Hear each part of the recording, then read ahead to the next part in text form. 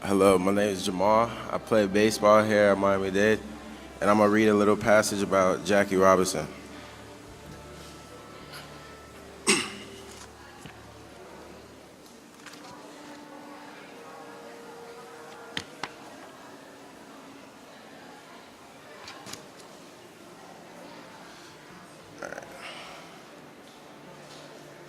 Branch Rickey kept the meeting a secret for less than a week. Wendell Smith broke the story in the Core on September 8th.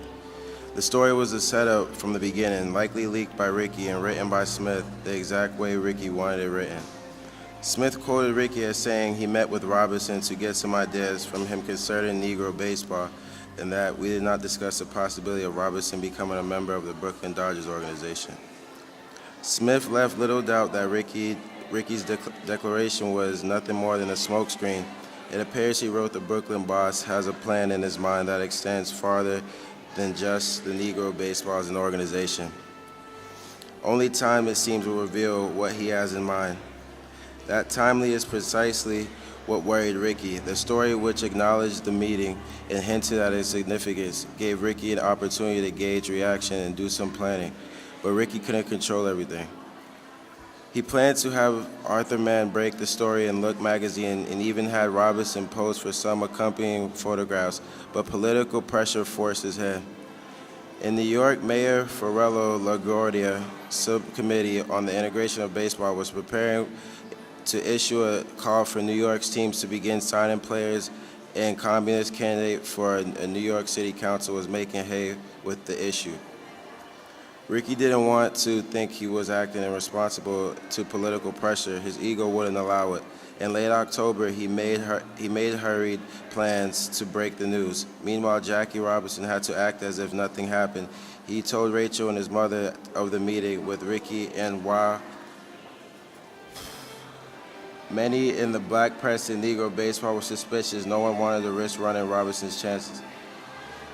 Jackie was left to resume his life. He briefly rejoined the Monarchs, but left the team before the season ended to join the barnstorming Kansas City Royals on the West Coast.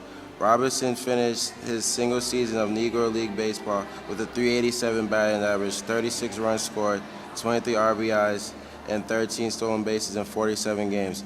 The Monarchs finished third in each of the half of the Negro American League season with a combined record of 32-30. Robinson returned east in mid-October. He had signed with the Barnstorm in Venezuela later that winter, and he was working out at the Harlem YMCA with several other players in preparation for the trip. When he received word from Rickey to fly on the morning of October 23, 1945, AAA Monarchs Royals, the International League, announced that they would hold a press conference later that day that would affect baseball coast to coast.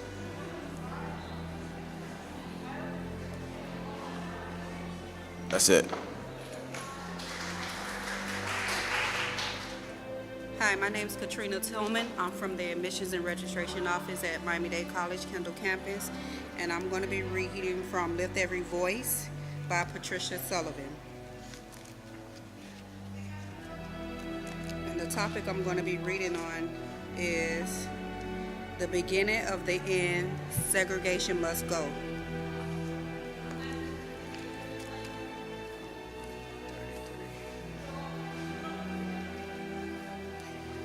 The beginning of the end, segregation must go. Thurgood Marshall arrived in Houston, Texas on February 23, 1947, in time for a mass meeting sponsored by the local NAACP branch that afternoon. Pleasant Hill Baptist Church, the venue was a swell house packed with everyone, including 2 members of the City Hall. He wrote Roy Wilkins when a resolution calling for the end of segregation in public schools was read. The people tore down the church, and this, Marshall noted, was before he had spoken. The burst of enthusiasm lifted his spirits, with the NAACP poised to initiate a direct attack on school segregation. The Lone Star State offered fertile ground for what promised to be a long, hard struggle. There is hardly a Negro in Texas today who is not convinced that segregation is not only bad but cannot be tolerated. Marshall wrote a few months later, "It is likewise evident that this sentiment does not exist in any other southern state where we are operating. After a decade whittling away at state-mandated segregation by attacking the iniquities embedded in the system in teachers' pay, school facilities, bus transportation, Marshall was ready to strike at the heart of Jim Crow.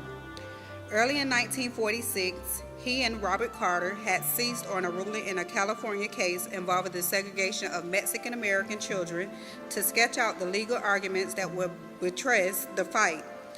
In Mendez versus Westminster, a federal district judge held that separate schools based on ancestry and lineage were a violation of the Equal Protection Clause of the 14th Amendment. When the school board appealed the case, Carter prepared an amicus curiae brief for the NAACP, a tightly argued treatise holding that the equality demanded by the Constitution and under the laws of the United States cannot be realized under a system of segregation. The brief combined a review of constitutional law with the distillation of sociological studies documenting the harmful effects of school segregation on children as well as on the nation's civic culture. It also referenced America's international commitments, claiming that the United Nations Charter obligated our government to promote uniform respect for human rights and fundamental freedoms for all without distinction as to race. In April 1947, the Ninth Circuit Court of Appeals issued a narrow ruling prohibiting the segregation of Mexican children in California, without reaching the crucial equal protection issues. Nevertheless, Carter recalled the Mendez brief serves as a trial run of what was to come. It had been 20 years since Du Bois called for a crusade against the wretched state of black education in the South, and more than a decade since Charles Houston offered his stark visual documentation of separate and unequal schools in South Carolina. Conditions through most of the South had remained unchanged. School spending across the region averaged $18.82 per black pupil and $58.69 per white student. Marshall believed that nothing short of a direct attack on segregation could secure equal education, but he was keenly aware of the difficulties in mounting such a challenge.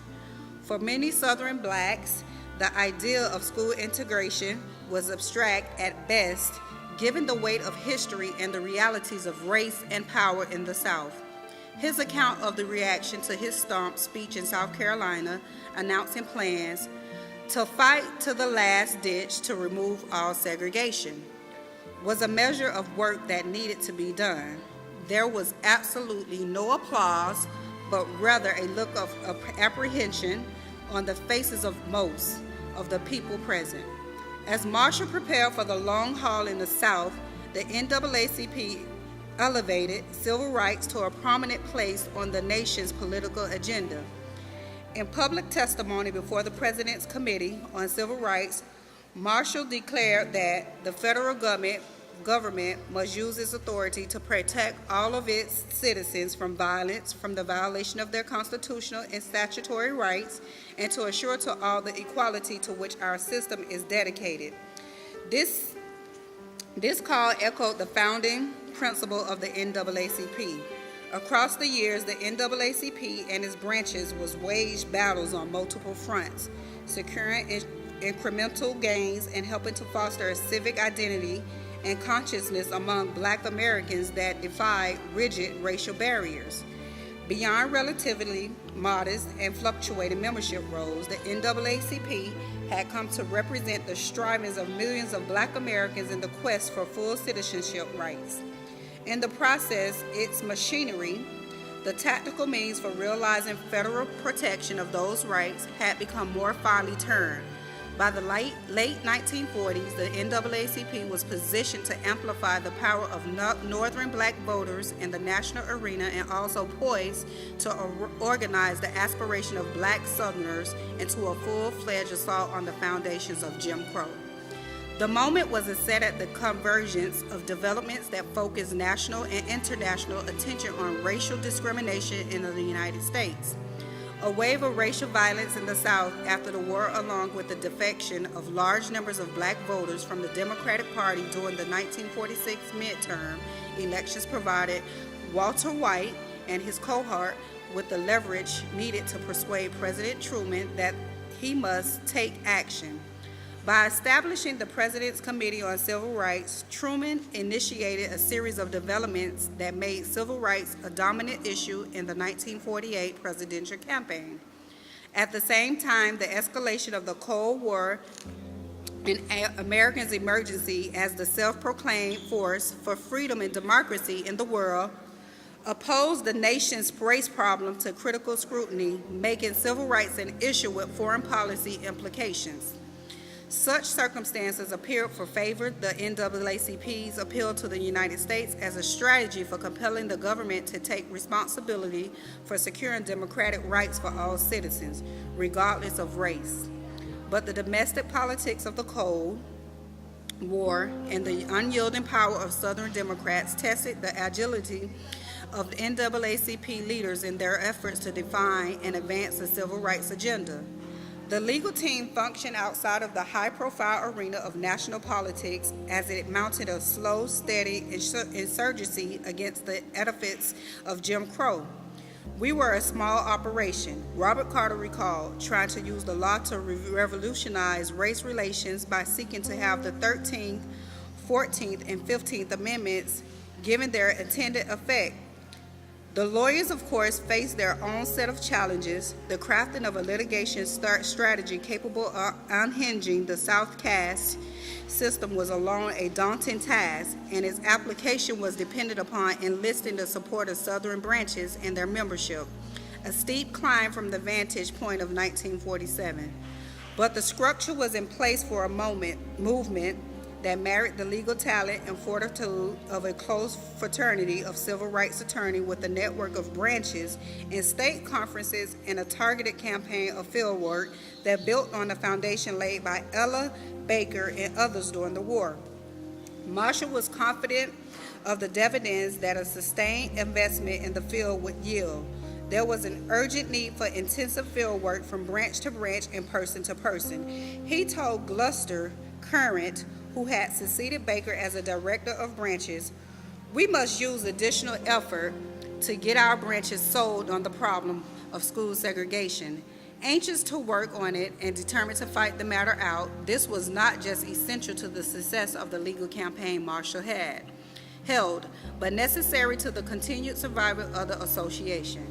Marshall spent roughly 2/3 of his time in the South and had tried cases in every Southern state. Clarity of purpose was complemented by a deep connection to Southern life built up during a decade of work and travel in the region. He often stayed in private homes, given the scarcity of decent hotels for blacks in the South. Through small and large meetings, consultations with branches, and late-night card games, Marshall became a familiar figure as well as celebrated leader. He was of the people, one friend recalled, and could explain cases in ways that all understood. Simply put, we ain't getting what we should.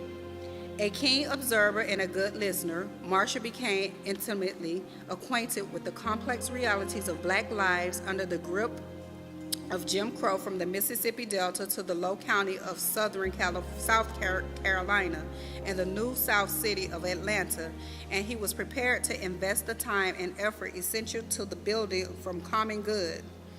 It is quite difficult to show many people in the Deep South the evils of segregation when they have lived in segregated areas all their lives. Marshall wrote Lulu White about division among blacks on the issue of segregation. It is a long, drawn-out fight, but it has to be handled in such a manner as to not split us wide open and to not let us lose the objective that what we all are fighting for.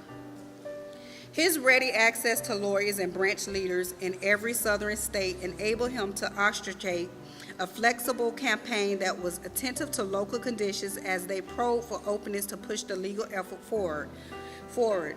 During the 1946 meeting of Southern lawyers in Atlanta, Marshall and his associates pooled information on social conditions across the South and reviewed the status of various legal efforts while sketching out strategies and directions for an expanded effort that combined the push for equalization with the targeted effort taking aim at segregation. While the legal team continued to focus on removing barriers to voting and transportation, the fight against school segregation became the dominant focus of the Southern campaign. Up to the 1950s, the NAACP waged a direct challenge to segregation in the area of graduate and professional education. 3 major cases were filed during this period involving plaintiffs suing for admissions to state-supported law schools in Oklahoma, South Carolina, and Texas. At the same time, the NAACP supported an accelerated open-ended challenge to racial discrimination in the elementary and secondary schools, working with branches to expose rampant school inequalities and to seek court orders requiring school officials to cease discriminating against blacks. This was in line with the NAACP's approach, chipping away at the legal props as separate but equal, while testing the willingness of Southern towns and cities to equalize educational facilities and opportunities. Such a strategy allowed the lawyers to work with individual communities around issues of schooling, building momentum behind the campaign for educational equality, and expose the inability of Southern school boards to satisfy equality under a Jim Crow system of education. The case of Ada Sipple was the opening volley in the NAACP's post-war challenge to segregated education, picking up where Charles Houston and Lucille Bluford had left off in 1942. Before their case was aborted due to wartime pressures, Houston was trying to establish that all the level of professional and graduate education, the attempt of states to duplicate opportunities in a racially separate institution was neither economically feasible nor academically possible. Sipple, a 21-year-old honors graduate from Langston University, Oklahoma's sole black public institution of higher education, applied to the University of Oklahoma Law School in January 1946. She worked closely with Roscoe Dungy, longtime head of Oklahoma NAACP State Conference of Branches, during the application process. When the school rejected Scipio, citing the state segregation laws, Dungy contracted Marshall, advising that Scipio was prepared to sue for admissions to the university and pledged the resources of the state conference to finance the case. Oklahoma attorney Amos T. Hall was ready to provide local representation. Like Houston, Marshall believed that a lawsuit is an educational process. The response of whites to Scipio's application revealed diverging points of view that were rarely aired. There was vocal student and faculty support for her admissions to the law school, expressed in a large public protest. An editorial in the campus newspaper described separate schools as impartial, undesirable, and unnecessary. The Tulsa Tribune suggested that it was in the state's best interest to admit black students to law and medical schools, given the expense of providing separate facilities and also the serious as opposed to social nature of education at the professional school level. But the state government put up a solid front. The Scipio case moved slowly through the lower courts. The state trial court dismissed it on the grounds that Scipio had failed to petition for the establishment of a black law school. After the state Supreme Court upheld the lower court ruling in April 1947, Marshall and Hall took the case to the United States Supreme Court. Avoiding the issue of segregation, an unanimous court relied on Gaines in ruling that Oklahoma must provide Ada Scipio a legal education in conformity with the Equal Protection Clause of the 14th Amendment, provided as soon as it does for applicants for any other group. I can't see how the Regents can give us a school next Monday, which is equal in faculty and facilities, and the 40-year-old tradition of the Oklahoma school. Remarked an incredulous Dungy as state education officials hurriedly made separate arrangements for Scipio in time for the new term. They established a Negro School of Law as a branch of Langston University in a in a roped-off section of the state capitol with 3 law professors and access to the state law library. Scipio refused to attend, and Marshall went back to the Supreme Court, charging that the State Board of Agents had defied the court's mandate. Beyond the glaring inequity of such a makeshift arrangement, Marshall emphasized that equality could not be attained under segregation. Whatever the physical arrangements, Marshall emphasized exclusion of any one group on the basis of race automatically imputes a badge of inferiority the excluded group. In a 7-2 ruling, the court dismissed Marshall's motion because he had not directly challenged in the court the state's constitutional provision requiring segregation in education, but attention had been directed to the thrust of his argument. Justice Wiley Rutledge, one of the dissenting votes, contended that Oklahoma was required to end discrimination at once, and that no decent law school could be created overnight. The New York Times charted that the court for ducking the real issue which anchored the NAACP's position. It seemed to us that the language of the 14th Amendment must be tortured out of common meaning to make segregated practices in education anything except unconstitutional. We can't dodge it any longer, warned former Alabama Congressman Joe Starnes. We must raise the level of our educational and economic opportunities for Negroes. College graduation rates for blacks had doubled to more than 8,000 since 1938, and black colleges bulged with veterans after the war. In preparing to meet post-war demands, southern states had appropriated $86 million for white higher education and a scant $5 million for black colleges. The NAACP's challenges forced states to reckon with the challenge of accommodating increasing numbers of blacks seeking professional and graduate training. The University of Delaware announced that black applicants for graduates and professional courses not offered elsewhere and state-supported black institutions would be admitted to the university without segregation. Arkansas announced that qualified blacks would be admitted to the state university's law, but that they would be taught in a separate classroom. Shortly thereafter, the University of Arkansas admitted 21-year-old Edith May Irby to the university's medical school without restrictions. Immediately following the Scipio ruling, 15 Southern governors entered into a compact seeking congressional approval of a plan to pool their resources and establish regional graduate and professional schools, a proposal that garnered wide support in Congress during the first half of 1948. At the same time, several states facing litigation established separate facilities in an effort to satisfy the Gaines ruling. I just read from Lift Every Voice by Ms. Patricia Sullivan. Thank you.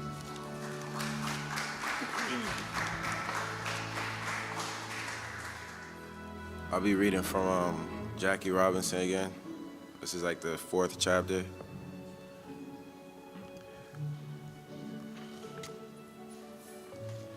Branch Rickey's desire to promote Jackie Robinson to the Dodgers in 1947 was the worst kept secret in baseball. Although Rickey believed Robinson was ready, he was not sure whether the Dodgers organization organized baseball or the rest of America was so quite prepared. Nevertheless, throughout the fall and winter of 1946, Rickey moved closer to the inevitable. Rickey did not want to repeat of Robinson's 1946 spring training exercise with the promotion of Robinson to the Dodgers imminent. He moved to alleviate that problem. In mid-September, as Robinson and the Royals were still engaged in postseason playoffs, Rickey traveled to California and scouted potential spring training sites in Santa Barbara, Santa Ana, and Anaheim. Even the Sporting News saw through the junket, pronouncing that the cause of the proposed switch is believed to be the graduation to the parent club of Jackie Robinson, who is sure to come up with Brooklyn next season. Branch came away from his trip dissatisfied with either the accommodations, the racial climate, or both in California. So in October, he sent Dodgers traveling secretary Harold Parrott to Cuba with coach Charlie Dressen brainstorming squad to scout sites there. Rickey liked what Parrott found. Blacks had been playing on integrated teams in Cuba for decades, so it was unlikely that Robinson would face any overt prejudice from the Cuban people. Likewise, Ricky hoped that living in Cuba and playing exhibition against local teams would calm any Dodger fears about playing with a black man while providing a quick lesson in the advantages of integration. Just after the World Series, he announced that the Dodgers would train in Cuba in 1947. The potential promotion of Robinson was only part of his decision. The threat posed by the Mexican League in 1946 had alerted Major League Baseball of the importance of Latin America. Organized baseball recognized that the need to increase its presence in Latin America and African Americans in order to subvert the development of similar outlaw leagues. Ricky's decision to the Dodgers to train in Havana fit nicely with the larger plans of Major League Baseball. Within a year, baseball would act to bring Cuba under the umbrella of the National Association, cutting off a potential source of competition. With the location of spring training decided, Ricky's next challenge was to find a position for Robinson to play on the Dodgers. Shortstop was out. Pee Wee Reese was a star, and the Dodgers had already decided that Robinson's arm wasn't strong enough to play the position. While Robinson had proved himself at second base, he was likewise shut out of that position. Eddie Stanky, whom the Dodgers had previously thought of as merely as a wartime player, was a pleasant surprise in 1946 and had a firm grip on the spot. Besides, he was one of the DeRoche's favorites. Robinson was a man without a position. The return of players from military service in 1947 made matters more complicated. So much experienced talent was pouring out of the military that active rosters were expanded in order to give returning servicemen the best possible chance to regain their old spots. Younger players who gained experience during the war had to prove themselves all over again. Any position not manned and established by a star was up for grabs. The situation worked both for and against Robinson. Although it gave the Dodgers a chance to experiment, it also increased the competition Jackie Robinson would encounter trying to make the team. Ricky used Leo DeRoche to float a trial balloons in the presence so he could measure public reaction. As much as possible, Ricky wanted the focus to be on Robinson's ability as a player. Speaking to reporters in Hollywood in mid-November, DeRoche stated that potentially Robinson is one of the best third basemen in the game. That was a strong language about a player who had never played that position before. DeRoche went to say he's a great bunter and a pivot man on double plays, one of the finest gentlemen on the Montreal club, and we'll be glad to have him with us on the Dodgers, providing he's ready for the big leagues. DeRoche also intimidated the Dodgers were looking into signing Kenny Washington, Robinson's old UCLA football teammate. Clearly, Ricky was moving ahead.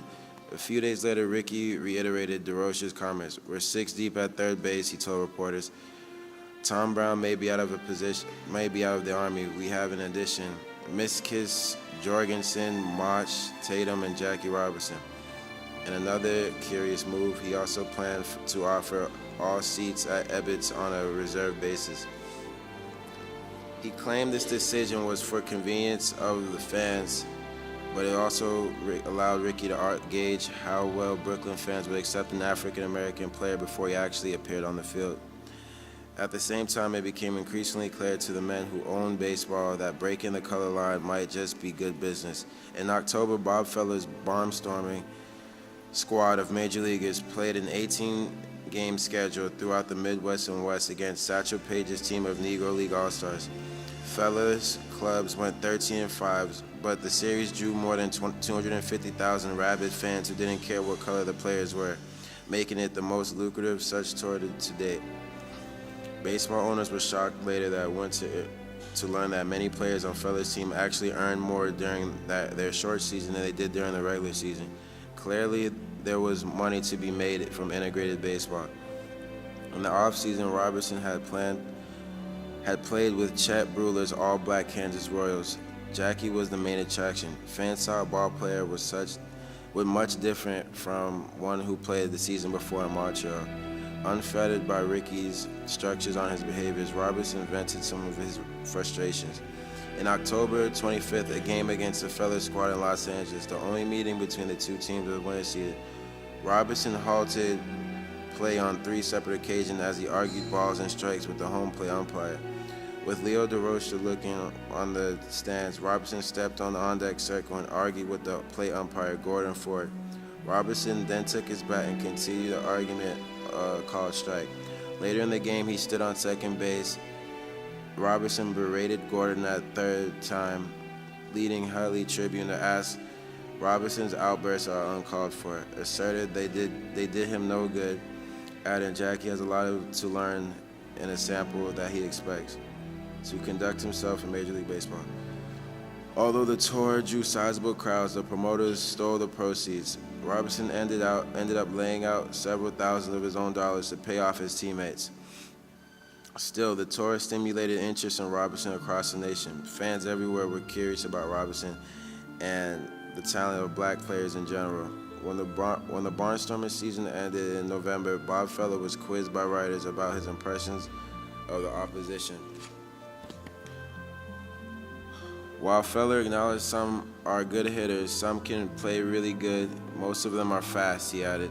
I have seen none that combine the qualities of a big league player. Perhaps Page, he grudgingly admitted, could have played in the majors when he was young. When a reporter asked Jackie Robinson, not even Feller was adamant, not even Jackie Robinson. Indeed, in the earlier game against Robinson's team, Feller struck out Jackie 3 times. Feller later commented that Robinson's bat speed was slow, a factor he attributed from using his football shoulders at UCLA. None of this affected Ricky's plans as fall turned into winter. He fretted over the design and implementation of a complicated strategy to bring Robinson into the big leagues. In its final form, Robinson would receive a more than fair shot and leave Ricky in a position to take credit for his success. Yet at the time, the strategy was designed to get Ricky off the hook if Robinson failed. Ricky saw potential obstacles everywhere, not the least of which response of men who owned baseball. In early January, owners convened a secret meeting at the Waldorf Astoria Hotel in New York to discuss the race question. No minutes were kept of the meeting and what went on there. It depended on the recollections of baseball commissioner Happy Chandler. According to Chandler, Ricky told the other owners he planned to promote Robinson. To a man, the other 15 men who owned baseball teams stood up and announced their opposition when Ricky arguments failed to change any minds. He introduced a resolution of support, hoping that some owners under the protection of a secret ballot might give him their blessing.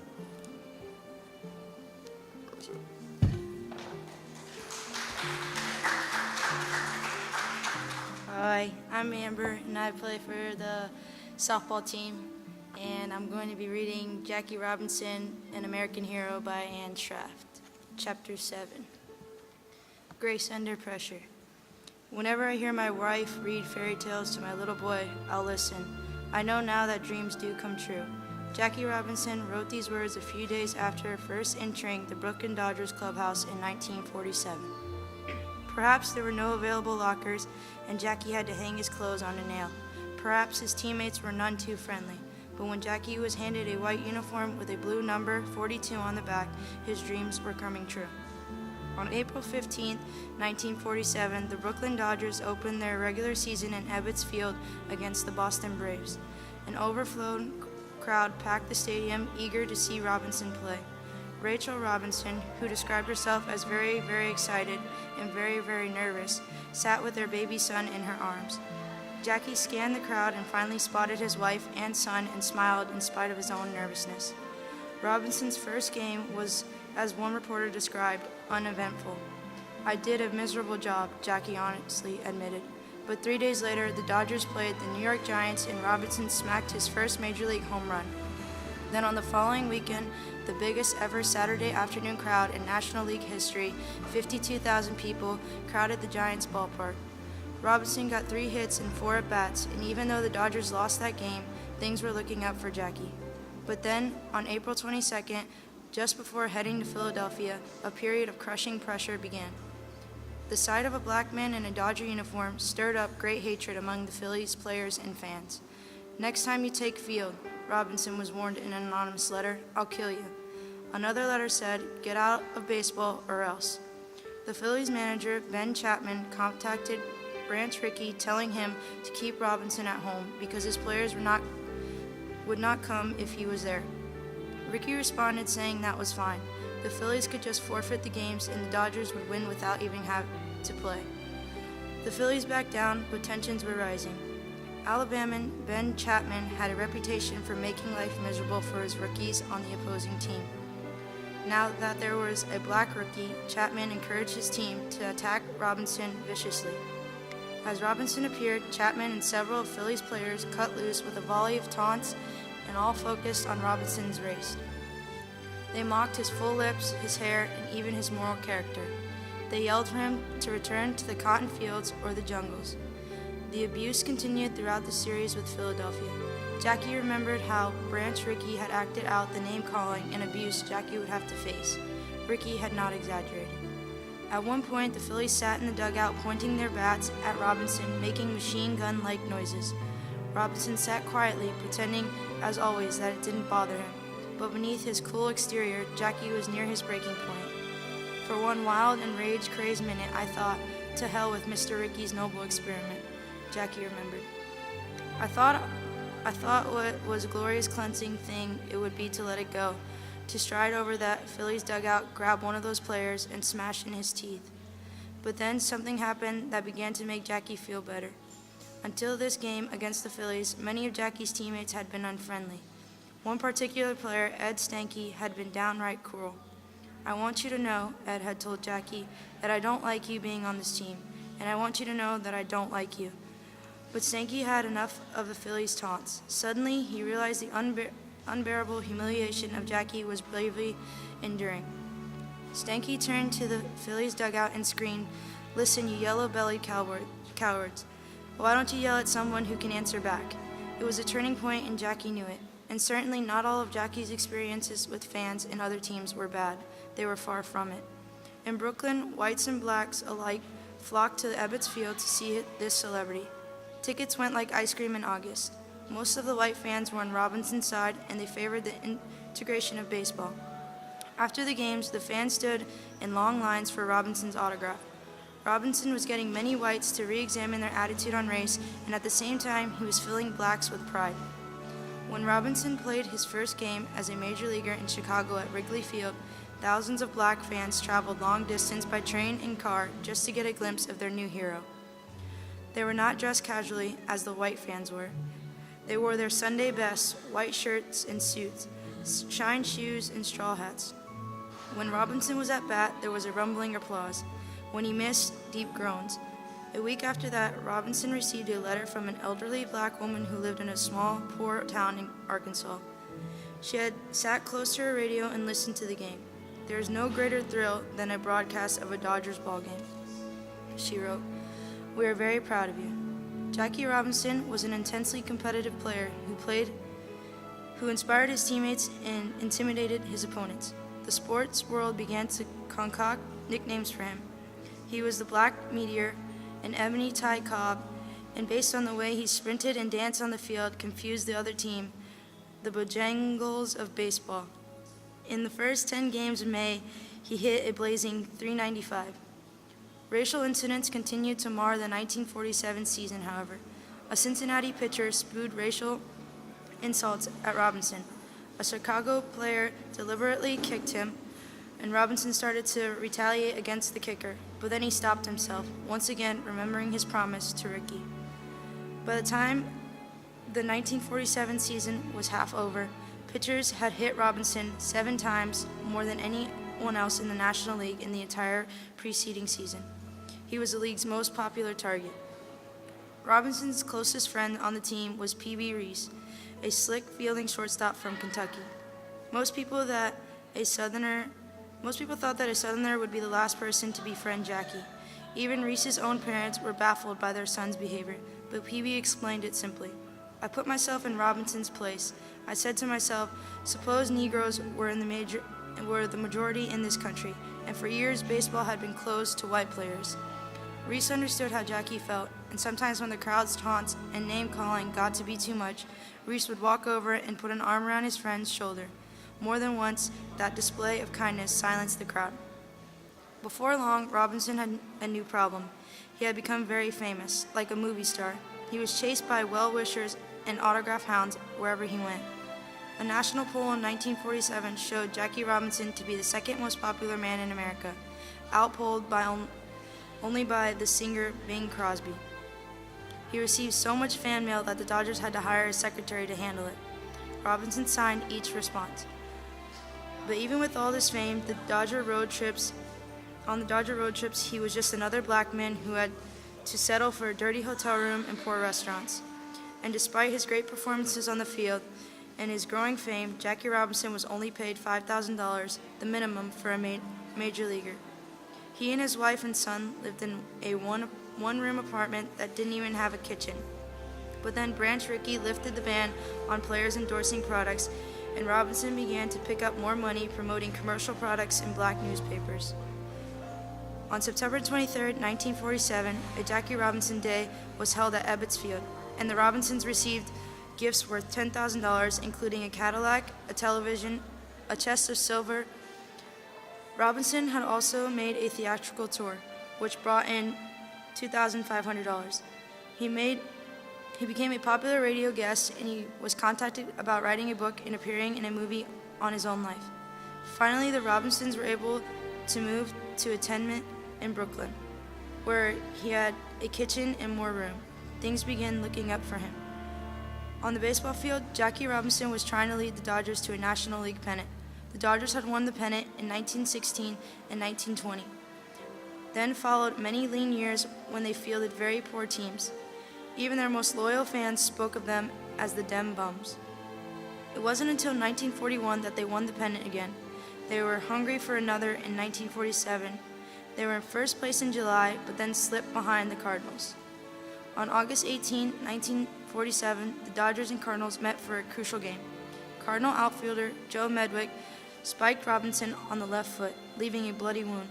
Later, Robinson was spiked again, slashing his left leg and knocking him down. The Cardinals were told to cease all attacks against Robinson or face grave consequences.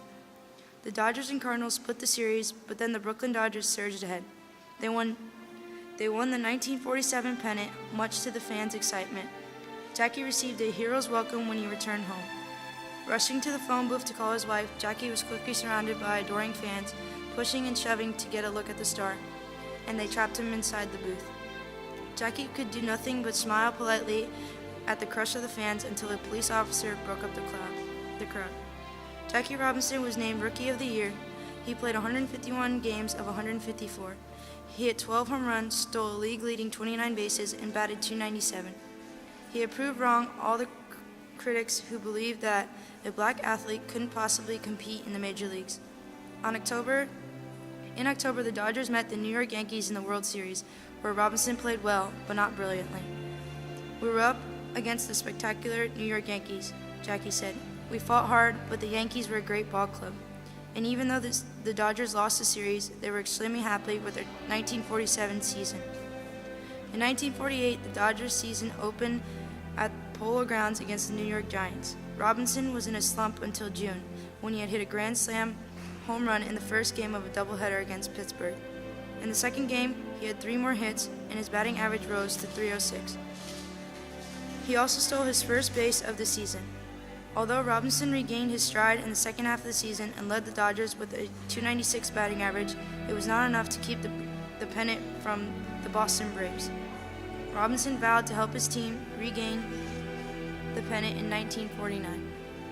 Jackie Robinson's salary rose to $17,500 for a 1949 season, but it was still well below the league's highest salary.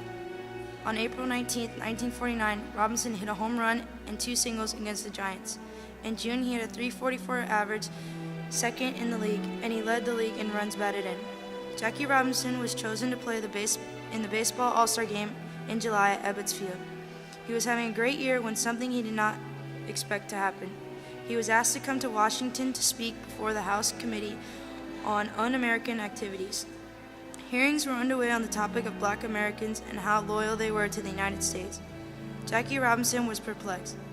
He was a 30-year-old baseball player, an Army veteran, and someone who knew very little about politics, and even less about this Washington committee. The whole problem began with some statements made by Paul Robeson, a famous black baritone and civil rights advocate. Robeson, like Jackie, had long experienced cruel and unfair treatment simply because of his skin color. It made no difference that he was a talented singer and a lawyer with a degree from Rutgers. Jackie understood Robeson's anger and agreed with much of what Robeson said. But Robeson also said that American blacks were so disgusted by how they'd been treated that if they were called upon to defend their country in another war, they probably would not. I was black, and Robeson wasn't speaking for me, Robinson explained. I had served in the armed forces. I couldn't defend my country for the racial injustices I had suffered, but I was still proud to have been in uniform. So Jackie went to Washington and said just that. Jackie was praised for his words, receiving awards from many veterans organizations. Even so, Jackie had mixed feelings about disagreeing publicly with Robeson. I believe he was sincerely trying to help his people. After the All-Star game, Robinson continued to play very well. Time magazine hailed him as the ball player of the year. By the end of the season, his batting average was .342, and he had led the National League in stolen bases with 37. He was voted most valuable player for the 1949 in the National League. With his help, the Brooklyn Dodgers again won the National League pennant in 1949. In the World Series, they lost again to the New York Yankees 4-1. The Dodgers fans would have to wait till next year. The incredible fame that had come to Jackie in only a few short years was also a double-edged sword.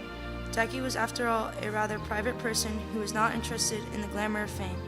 When the Robinsons bought a house, complete strangers would often knock on the door demanding that Rachel pose for pictures. If Rachel refused, the strangers became angry. The public both idolized and abused celebrities and their families, Jackie announced. And after starred in a popular movie about his own life, The Jackie Robinson Story, he and his family could not even go out for a simple dinner without getting mobbed. But Jackie's fame also had given him opportunities to help young people and the poor. He worked with the Harlem YMCA, and he often visited the sick. This kind of work, along with the strong faith that his mother had instilled in him, helped keep Jackie grounded. When the 1950 baseball season opened, Jackie Robinson was now making $35,000 a year, quite a good salary in 1950. And that extra income would come in handy. Rachel had given birth to a daughter, Sharon, on January 13th. The Dodgers were confident about winning the pennant again. This time, they wanted to win the World Series as well. The Brooklyn Dodgers had never won the World Series.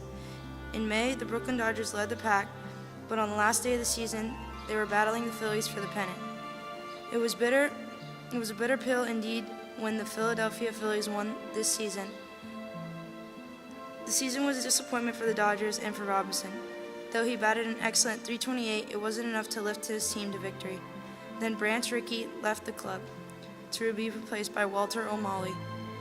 Robinson was sorry to see his old friend go, but their friendship remained strong until Rickey's death in 1965.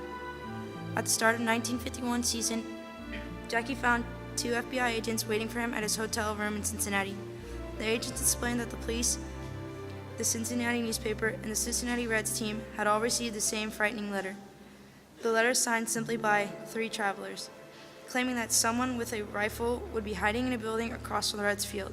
They would be aiming for Jackie Robinson. Jackie shrugged it off and said he wasn't worried, and Jackie's friend Pee Wee Reese offered a joking solution. "I think we should all wear the number 42, then they will have a shooting gallery." The game went on, but at one point Pee Wee told Robinson not to stand too close to him. "You mind moving over a little, Jack?" he joked. "This guy might be a bad shot." In the last crucial game of 1951 of the season, Jackie Robinson hit a towering home run to move the Dodgers into a tie for the first place with the New York Yankees. But in the 3-game playoff, the Yankees defeated the Dodgers on the strength of Bobby Thompson's dramatic home run. Once again, the Dodgers were extremely disappointed. Robinson had batted an outstanding .338 with 19 home runs and 88 runs batted in that season. Even so, all of his achievements were clouded by the final loss. And so, the Brooklyn Dodgers began the 1952 season with very little confidence. They had suffered too much disappointment to expect a pennant this year. Jackie, however, did not lose faith, leading the Dodgers at the end of June in hitting. His batting average was .327 with 5 home runs and 11 stolen bases. And in spite of his team's low confidence, Jackie led the Brooklyn Dodgers to another pennant. But when they faced again their old enemies, the New York Yankees, and for the third time failed to win the World Series, Jackie felt great disappointment. Barely 5 years later, Jackie had believed that dreams do come true. But now an increasingly discouraged Jackie Robinson seemed to be waking up from a dream. His third child, David, had just been born. As a father of 3, Jackie wondered if he should begin to pursue a different career. Was the dream over? Should he quit baseball? Thank you. Good afternoon. My name is Jerome Ziv, and I play for Miami-Dade. Good afternoon. My name is Jerome Ziv, and I play for the Miami-Dade College Sharks basketball team. Today I'm going to read Letter to My Daughter by Maya Angelou.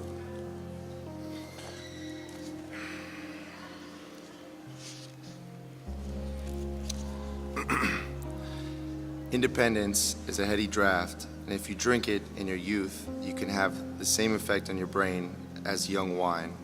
It does not matter that it does not taste very appealing. It is addictive, and with each drink, the consumer wants more. When I was 22 and living in San Francisco, I had a 5-year-old son, 2 jobs, and 2 rented rooms with cooking privileges down the hall. My landlady, Mrs. Jefferson, was a kind and grandmotherly. She was a ready babysitter and insisted on providing dinner for her tenants. Her ways were so tender and her personality so sweet that no one was mean enough to discourage her disastrous culinary exploits. Spaghetti at her table, which was offered at least 3 times a week, was a mysterious red, white, and brown concoction.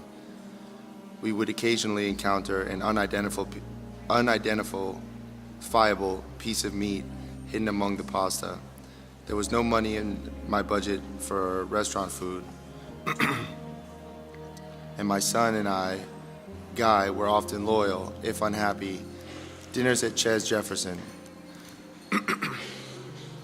My mother had moved from Post Street in 14-room Victorian house on Fulton Street, which she had filled Gothic, heavily carved furniture.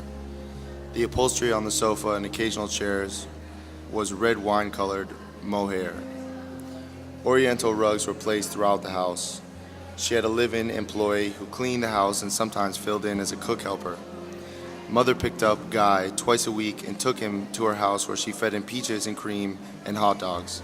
But I only went to her house at our appointed time. She understood and encouraged my self-reliance. We had a standing appointment, which I looked forward to eagerly. Once a month, she would cook one of my favorite dishes, and I would go over to her house. One lunch date stands out in my mind. I call it the Vivian's Red Rice Day. When I arrived at Fulton Street house, my mother was dressed beautifully. Her makeup was perfect, and she wore good jewelry. After we embraced, I washed my hands, and we walked through her formal dark dining room and into the large, bright kitchen. Much of lunch was already on the table. Vivian Baxter was very serious about her delicious meals. On that long ago Red Rice Day, my mother had placed on the table a crispy, dry roasted capon. No dressing or gravy, and simple lettuce salad. No tomatoes or cucumbers. A wide-mouthed bowl covered with a platter sat next to her plate. She fervently blessed the food with a brief prayer and put her left hand on the platter and her right on the bowl. She turned the dishes over and gently loosened the bowl from its contents and revealed a tall mound of glistening red rice, my favorite food in all the world, decorated finely, minced parsley, and the green stalks of scallions. The chicken and salad do not feature so prominently on my taste buds' memory, but each grain of red rice is emblazoned on the surface of my tongue forever. Glutinous and greedy negatively describe the hearty eater offered the seduction of her favorite food. 2 large portions of rice, sated my appetite. But the deliciousness of the dish made me long for a larger stomach so that I could eat 2 more helpings. My mother had plans for the rest of the afternoon, so she gathered her wraps and we left the house together. We reached the middle of the block and were enveloped in the stinging acid aroma of vinegar from the pickle factory on the corner of Fillmore and Fulton Streets. I'd walked ahead. My mother stopped me and said, "Baby." I walked back to her. "Baby, I've been thinking how now I'm sure you're the greatest woman I've ever met." My mother was 5 feet, 4 inches to my 6-foot frame. I looked down at the pretty little woman in her perfect makeup and diamond earrings, who owned a hotel and was admired by most people in San Francisco's black community. She continued, "You are very kind and very intelligent, and those elements are not always found together, Miss Eleanor Roosevelt.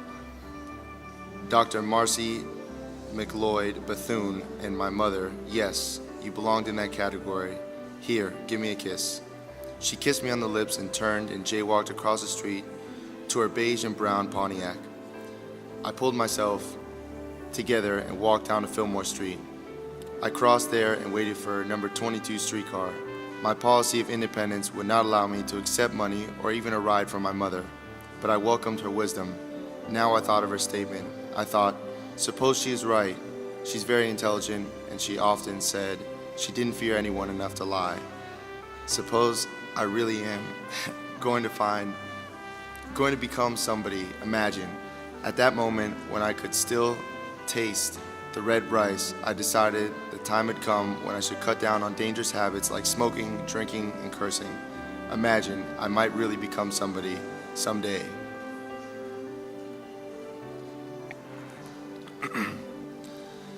Although I was living in the 20th century, I still held on to the 19th century fanciful idea of Arabia.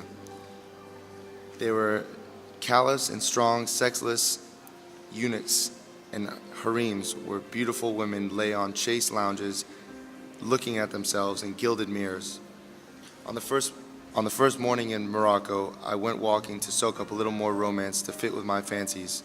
Some women in the streets wore Western clothes while others kept themselves chaste behind heavy black veils. All the men looked jaunty and handsome in their red fezes. I approached the junkyard and decided to cross the street before I was forced to look at real life. Someone yelled and I turned. There were 3 tents in the yard, and a few black men were waving at me. For the first time, I realized that Moroccans I had met earlier expected me to meet resembled Spaniards or Mexicans rather than Africans. The men were shouting and beckoning to me. As I saw they were very old, my upbringing told me that I had to go down to them. At that moment, I became aware that I was wearing a short skirt and high-heeled shoes, appropriate for a 25-year-old American woman, totally unacceptable for a female in the company of an old African man. I threaded my way over the cans, broken bottles, and discarded furniture. When I reached the men, they sat down suddenly. There were no stools beneath them, so I did not really sit. They simply squatted on their haunches. I was raised by a Southern grandmother who taught me it was rude for a young person to stand over or even sit taller than an older person. When the men stooped, I stooped. I was a young dancer and my body followed my orders. They smiled and spoke to me in a language that I could not understand. I responded in English, French, and Spanish, which they did not understand. We smiled at each other and one man spoke loudly to a group of women who were standing nearby, looking at me with interest. I smiled at the woman who returned my smile. Young trained muscles or not, stooping so long was becoming uncomfortable. Just as I prepared to stand and bow, a woman appeared with a miniature coffee cup in her hand. She offered it to me. As I took it, I noticed 2 things: bugs crawling on the ground and the men approving of me by snapping their fingers. I bowed and took a sip of the coffee and almost fainted. I had a cockroach on my tongue. I looked at the people's faces and I could not spit it out. My grandmother would have pushed away the graves, dirt, and traveled by willpower to show me her face of an abject disappointment. I could not bear that. I opened my throat and drank the cup dry. I counted 4 cockroaches. Standing, I bowed to everyone and walked out of the yard. I held the revulsion until I cleared the lot. Then I grabbed the first wall and let the nausea have its way. I did not tell the story to anyone. I was simply sick for 1 month. When we performed in Marseilles, I stayed in a cheap Penistone. One morning, I picked up a well-worn Reader's Digest and turned to an article called African Tribes Traveling from Sahel to North Africa. I learned that many tribes who follow older teens from Mali, Chad, Nigeria, and other black African countries cross the Sahara en route to Mecca or Algeria or Morocco and the Sudan, carry little cash but live by the barter system. They swap goods for goods, but they will spend their scarce money to buy raisins. In order to honor and show respect to visitors, they will put 3 to 5 raisins in a small cup of coffee. For a few minutes, I felt that I wanted to stoop below the old men in Morocco and beg their pardon. There I had chosen to honor me with expensive raisins. I thank God that my grandmother would have been pleased with my behavior. I began this lifelong lesson. If humans begins eat a thing, I'm not so violently repelled by my own upbringing that I cannot speak. And if it is visually clean within reason, and if I am not allergic to the offering, I will sit at the table, and with all the gusto I can manufacture, I will join the feast.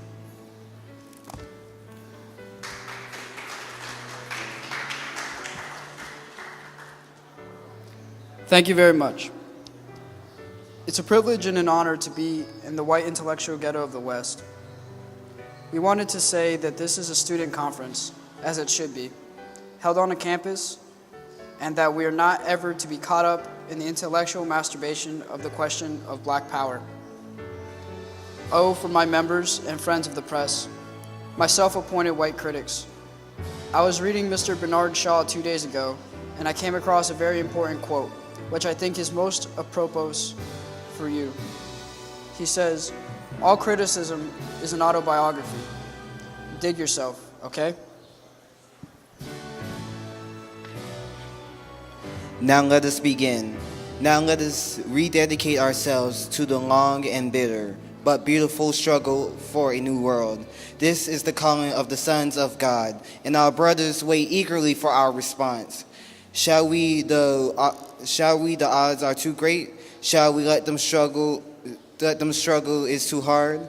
Will our message be that the forces of American life militate against the arrival as full men, and as we send our deepest regrets? Or will it be another message of longing, of hope, of solidarity with their yearnings, of commitment to their cause, whatever the cost? The choice is ours, and though we might prefer otherwise, we must choose in this critical moment of human history.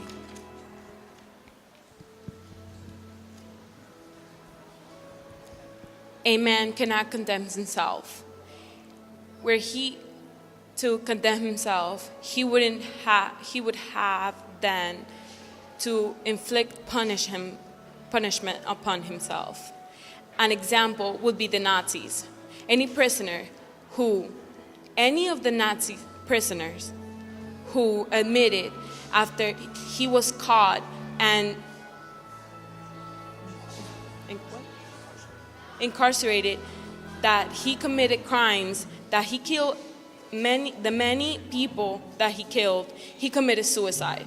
The other ones who were able to stay alive were the ones who never admitted that they committed crimes against people. That is, the ones who rationalized Jews were not human beings and deserved to be killed, or that they were only following orders. In a much larger view, SNCC says that white America cannot condemn herself, and since we're all liberal, we have done it. You stand condemned.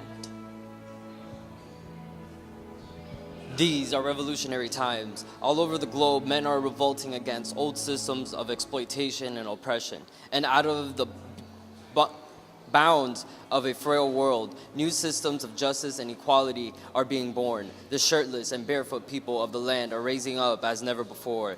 These people who sat in darkness have never seen a great light.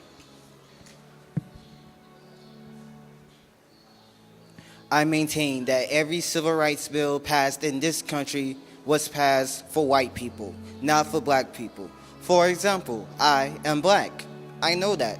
I know that While I am black, I am a human being, and therefore I have the right to go into any public place. White people didn't know that. Every time I tried to go into a place, they stopped me. So some boys had to write a bill to tell the white man that he's a human being. Don't stop him. That bill was passed for white men, not for me. I knew that all the time. I knew it all the time. I am convinced that if we are to get on the right side of the world's revolution, we as a nation must undergo a racial revolution of values. We must rapidly begin. We must rapidly begin. The shift from a thin-oriented society to a person-oriented society. When machines and computers, profit motives, and property rights are considered more important than people, the giant triple of racism, extreme materialism, and militarism are incapable of being conquered. A true revolution of values will soon look uneasily on the glaring contrast of poverty and wealth. With righteous indignation, it will look across the seas and see individual capitalists of the West investing huge sums of money in Asia, Africa, and South America, only to take the profits out with no concern of the social betterment of the countries and say, "This is not just."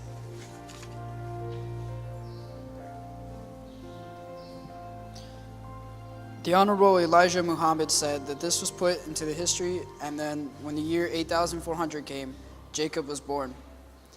When Jacob reached the age of 6 years, he was playing in the sand one day with 2 pieces of metal, 2 pieces of steel, at which time he discovered what is known as the law of magnetism, that unlike attracts and like repels. Jacob discovered this.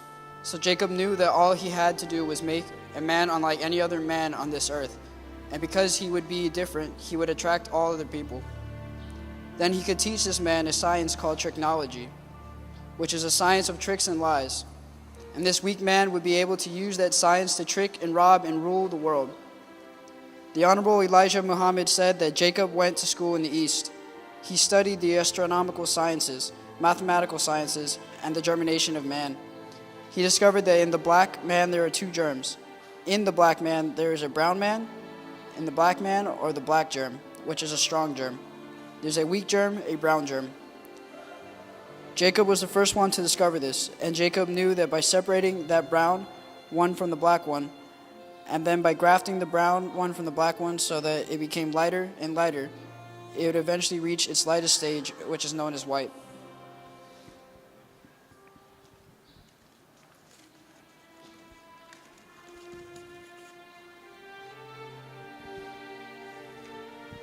Now we maintain that in the past 6 years or so, this country has been feeding us a drug of interrogation, and that some Negroes have been walking down a dream street talking about sitting next to white people, and that does not begin to solve the problem. That when we went to Mississippi, we did not go sit next to Ross Barrett. We did not go and sit next to Jim Clark.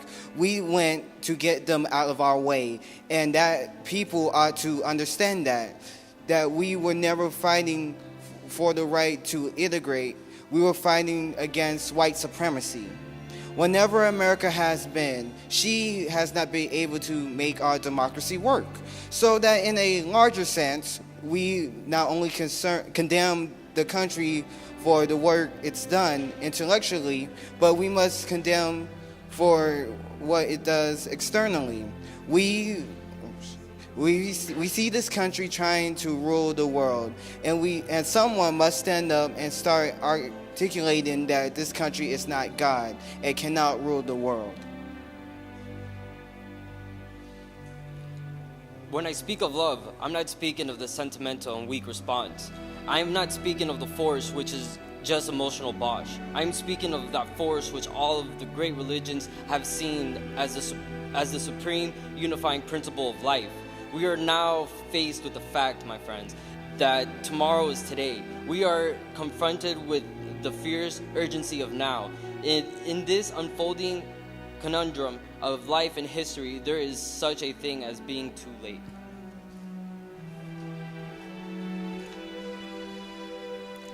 The missionaries came with the Bible, and we had the land. When they left, they had the land, and we still have the Bible.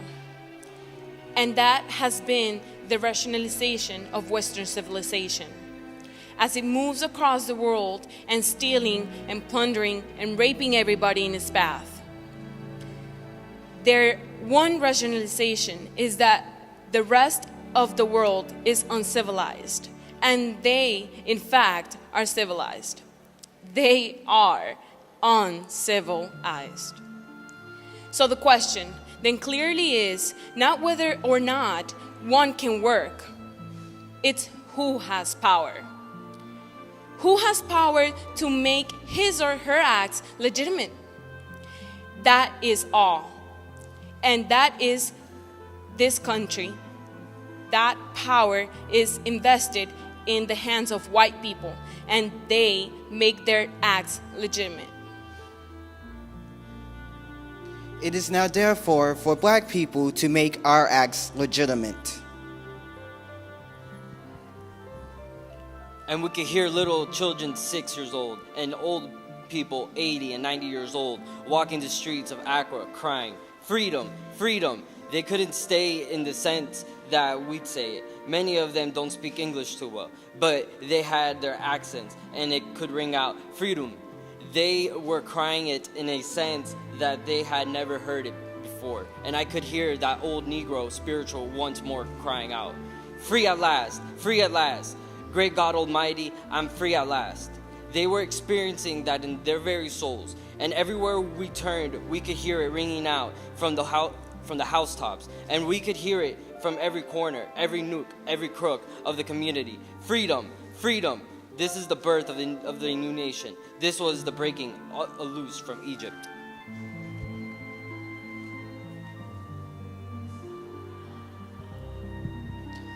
God the Supreme Being made the light. His word is be. That's how he makes things. But Jacob, who was lesser God, said to 59,999 of his followers, "Let us make man. Let us make a man in our image, in our likeness. We're going to make a white man." It was Jacob talking. "Make him in our image and in our likeness, and give him dominion over the fowl of the air and the fish of the sea and the creatures of the land. And we'll call him Adam." It's only a name for the white man. The white man has taken mastery over the air. His airplanes rule the sky. His submarines and ships rule the sea. His armies rule the land. This was the man that was made 6,000 years ago, and the purpose for making him was so he could rule the world for 6,000 years. That's the white man. Freedom is never given to anyone, for the oppressor has you in domination because he plans to keep you there. He will never voluntarily give it up, and that's where the strongest resistance comes. Privileged classes never give up their privilege without strong resistance.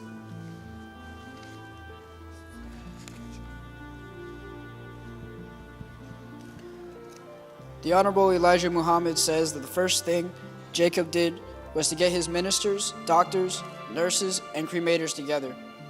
He gave them the laws because he had to set up a birth control law. He told the doctors whenever two black ones come to him to get married, to stick a needle in their veins, take some blood, and go back and tell them that their blood doesn't match so that they can't marry. He also said when a black one and a brown one come, let them get married. Or if two brown ones come, let them get married. Then he told the nurse 9 months after they're married, when you're ready to deliver their child, if it is a black child, put a needle in its brain and feed it to a wild animal or give it to that cremator. Let it be destroyed. But if it's a brown child, take that child to the mother and tell her that this is going to be a great man when he grows up because he's lighter than the others.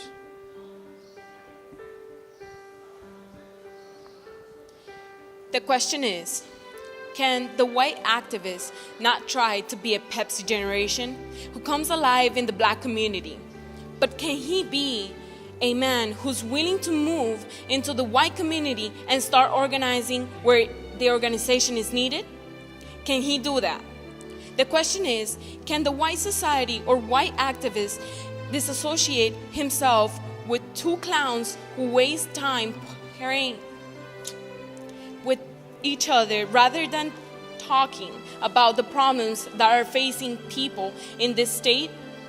Can you disassociate yourself with those clowns and start to build a new institution that will eliminate all idiots like them?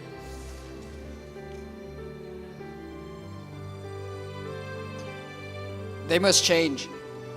In order for America to really live on a basic principle of human relationships, a new society must be born. Racism must die, and the economic exploitation of this country, of non-white peoples around the world, must also die.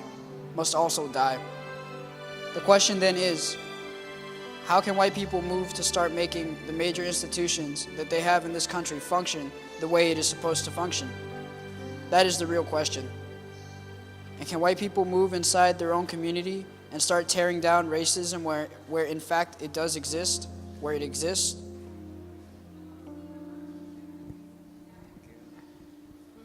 And so we have been repeatedly faced with the cruel irony of watching Negro and white boys on TV screens as they kill and die together for the nation that has been unable to seat them together in the same schools. And so we watch them in brutal solidarity burning the huts of a poor village, but we realize that they would hardly live on the same block in Chicago.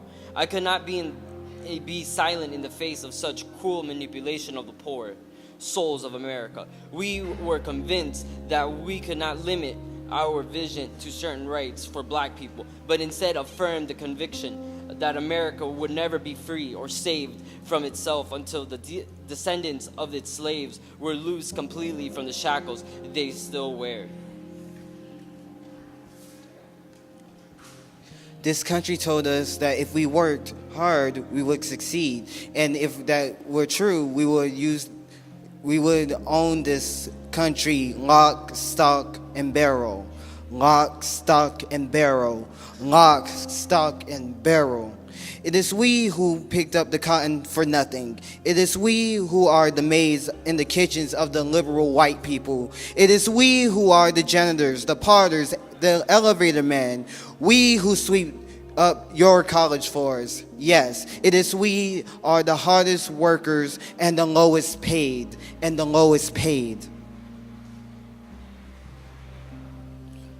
We are called to speak for the weak, for the voiceless, for the victims of our nation and those it calls enemies.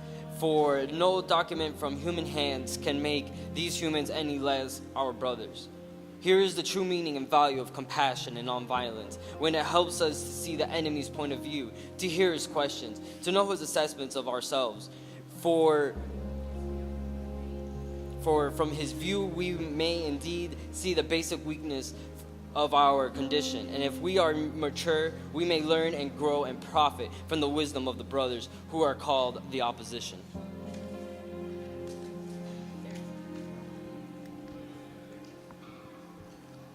If we were to be real and to be honest, we would have to admit that most people in this country see things black and white.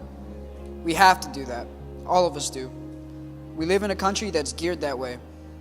White people would have to admit that they are afraid to go into a black ghetto at night. They are afraid.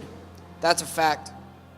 They're afraid because they be beat up, lynched, looted, cut up, etc., etc. It happens to black people inside that ghetto every day, incidentally, and white people are afraid of that. It is with such activity in mind that the words of the late John F. Kennedy came back to haunt us. 5 years ago, he said, "Those who make peaceful revolution impossible will make violent revolution inevitable."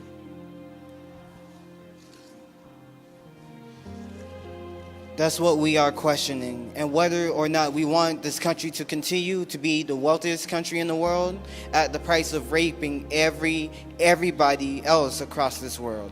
That's what we must begin to question. That's because black people are saying we do not know what to become part of you. We are called reverse active racists. Ain't that, guys? It is never good to. It's never going to be put in a tick bag. I am black, and I'm all good. Dig it? Anything black is not necessarily bad. Anything, all their own psychologists. We refuse to be the therapy for white society any longer. We have gone mad trying to do it. We have gone stark, raving mad trying to do it.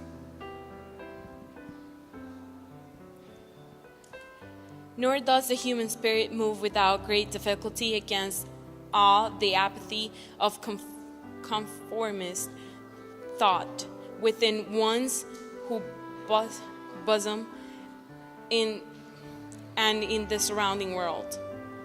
And some of us who have already begun to break the silence of the night have found that the calling to speak is often a vocation of agony, but we must speak.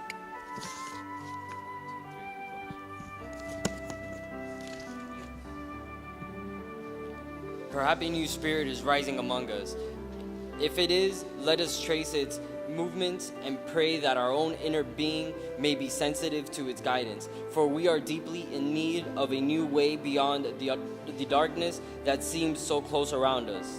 3 years, especially the last 3 summers, as I have walked among the desperate, rejected, and angry young men, I have told them that Molotov cocktails and rifles would not solve their problems. I have tried to offer them my deepest compassions while maintaining my conviction that social change comes from most meaningfully through nonviolent actions. I look at Dr. King on television every day, and I say to myself, now there is a man who's desperately needed in this country. There is a man full of love. There is a man full of mercy. There is a man full of compassion. But every time I see Lyndon on television, I say, Martin, baby, you got a long way to go.